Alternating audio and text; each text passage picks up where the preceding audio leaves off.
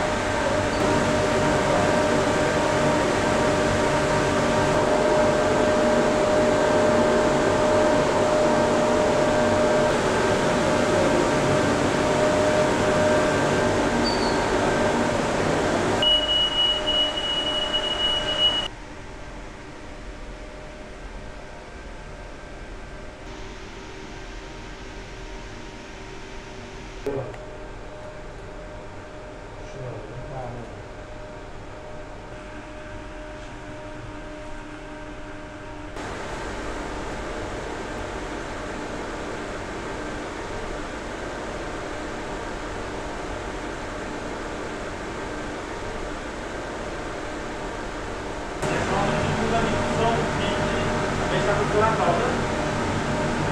Cemil, sen gidin bir şirket yarışacağım. Cemil Bey'le eşlik.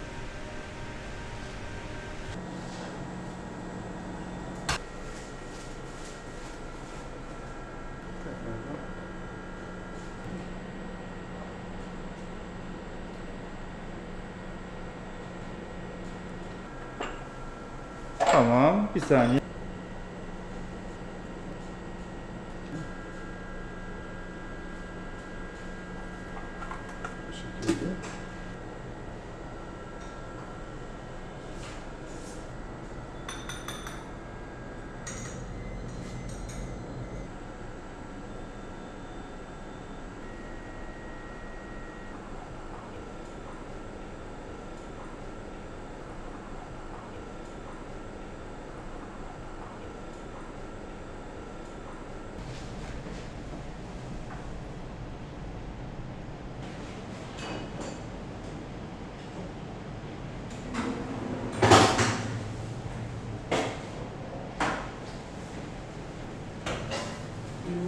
Orada görüş.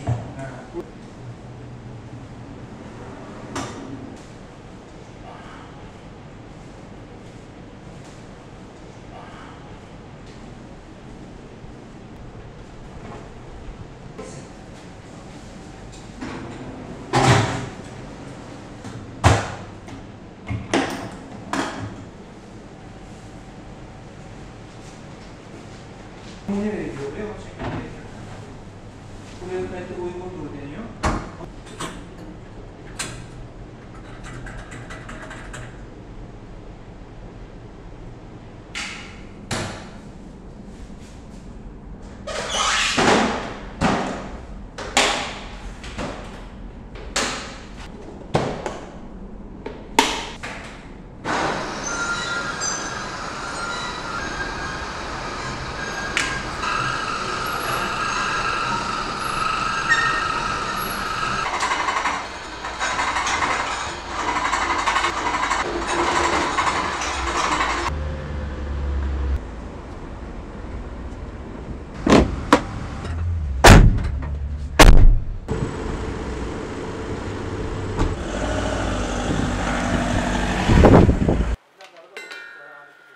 Efendim?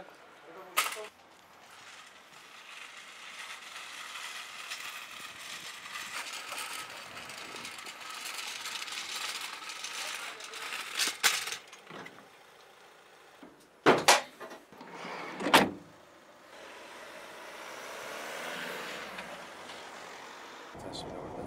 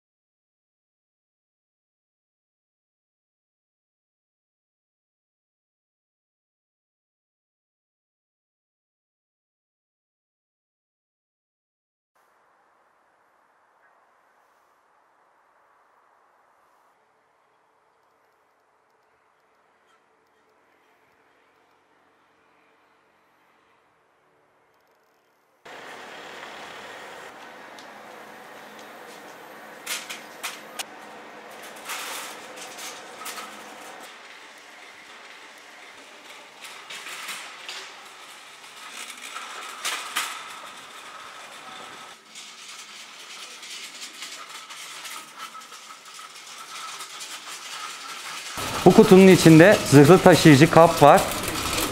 Onu alacağım. 5 dakika içerisinde hastaya enjekte edeceğim. Şimdi ilacımız geldi. İlacımızı taşıyıcı kaptan çıkartacağım.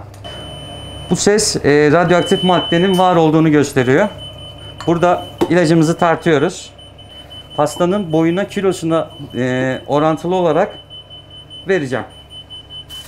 Burada hızımız çok önemli. Hastaya bir an önce enjekte yapılıp vücutta yayılmasını sağlamam lazım. Az bir şey SF ile sulandırıyorum. Hastamızın kilosu 70 kilo.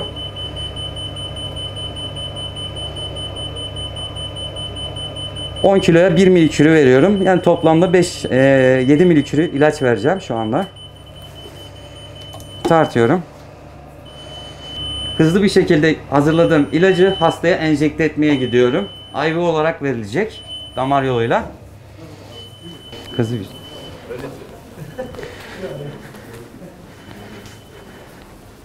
Sabahleyin tesiste üretilen işaretli şeker molekülü, radyoaktif maddeyle işaretlenmiş şeker molekülü sabah kliniğimize geldi. Yaklaşık 110 dakika yarı ömrü var bu molekülün. Hızlı bir şekilde hastanın vücuduna zerk ediliyor. Belli bir süre bekleme süresi konuluyor. Arkasından da hasta çekimi alınıyor. Ne kadar hızlı bir şekilde gelirse o kadar çok elimizde madde oluyor ve o kadar efektif, verimli bir şekilde maddeyi kullanmış oluyoruz.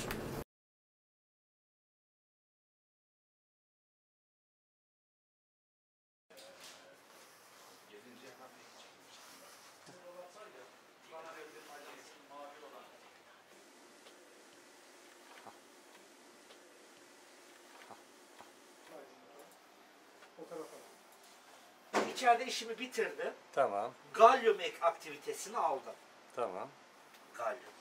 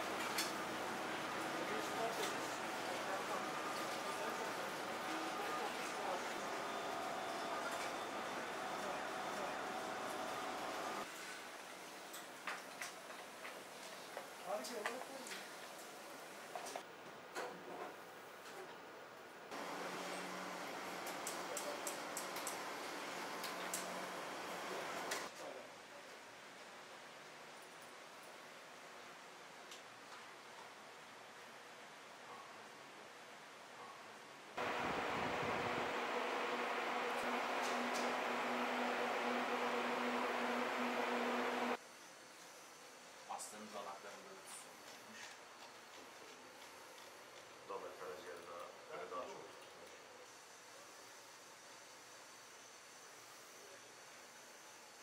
İpek Yolu Kalkınma Ajansı olarak 2000 metrekarelik bu alanda kanser hastalarının teşhis ve tedavisinde kullanılan ilaçların üretildiği ve Ar-Ge çalışmalarının yapıldığı bir tesis kuracağız. Toplam maliyeti 47 milyon TL olan bu yatırım ile Gaziantep ilimize yenilikçi, katma değerli, yüksek teknolojili, milli ve yerli üretim esasına dayanan ve nitelikli istihdam yaratan bir yatırım kazandıracağız. Burada üretilen ilaçlar bir yandan iç piyasaya arz edilirken diğer bir taraftan da Orta Doğu ülkeleri gibi hedef pazarlara ihraç edilecek. İpek Yolu Kalkınma Ajansı olarak bu projemiz ile Gaziantep sanayisinin küresel rekabet koşulları içerisinde ihtiyaç duyduğu stratejik ve teknolojik dönüşüm sürecinin startını vermiş olacağız. İpek Yolu Kalkınma Ajansı olarak bu proje ile Gaziantep ilimize yenilikçi, katma değeri yüksek teknolojili, yerli ve milli üretim esasına dayanan ve nitelikli istihdam yaratan bir yatırım kazandırmış olduk. Türkiye'de halihazırda kullanılan merkezler, yapılan merkezler var. Özel sektörde olsun, devletin içerisinde bazı üniversitelerde olsun. Burada amaçladığımız şey diğer merkezlerde üretilenin dışında biz burada farklı ne yapabiliriz de. Fizibilitemizde de çalıştığımız üzere bir takım farklı moleküllerden yola çıkarak bakır gibi, zirkonyum gibi moleküllerin üretimine odaklanmayı temel amaç edindik. Kendimiz bölgemizde yaklaşık 10 ila 12 ile hizmet vermekteyiz. Dolayısıyla kendi rutin kullandığımız radyoaktif ilaçları da bu tesisten elde edeceğiz. Çok ciddi bir giderimiz vardı bu ilaçlar için dışarıya ödediğimiz. Bu giderlerden kurtulacağız. Bu giderler ve çevre illere de tedarik sağlayacağız.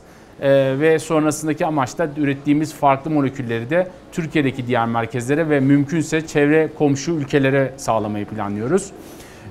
Bu hedefler tuttuğunda planımız şu: yaklaşık yaptığımız tesise yatırım 3 ila 4 yılda amorti edecek kendisine. En büyük dezavantajımız mesela bu İstanbul'daki tesiste üretilip yola çıktığında uçağa verilip uçaktan elimize geçmesi, tesiste üretildikten sonra uçaktan elimize geçmesi yaklaşık 4-5 saati buluyordu. Şimdi kendi yanı başımız bu 4-5 saat ilacın yarı ömrü yaklaşık 110 dakika olduğunu dikkate alırsak 2 ya da 3 kere yarılanma zamanı demekte. Yani İstanbul'dan bana ilaç gönderilirken burada kullanacağım ilacın yaklaşık 3 misli yüklenip öyle gönderiliyordu. Tabii bu da ister istemez maliyetlere yansıtılıyordu. Bu maliyetlere artık Gaziantep'te üretildiğinde yansımayacak. Neden? Çünkü yanı başımızda üretilecek.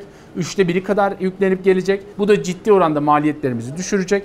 Tahminimiz bizim en az %200, %300 oranında gerek dozdan olsun gerek maliyetten olsun bize avantaj sağlayacak. Merkezine Gaziantep'i koyup bir pergelle çizdiğinizde yaklaşık ulaşılabilir nüfus 4-4,5 saatlik uçuş mesafesinde 1,8 milyar sayısında insana ulaşabiliyorsunuz. Bu da ciddi sağlık turizmimize katkı sağlayacak. Zaten sorunumuz şuydu: herkesin kullandığını kullanıp onunla ilgili yayınlar yapabiliyorduk. Şimdi hiç kimsenin elinde olmayanları elde edip kimsenin yapamadığı yazıları, kimsenin yapamadığı makaleleri dünya literatürüne sağlamak istiyoruz.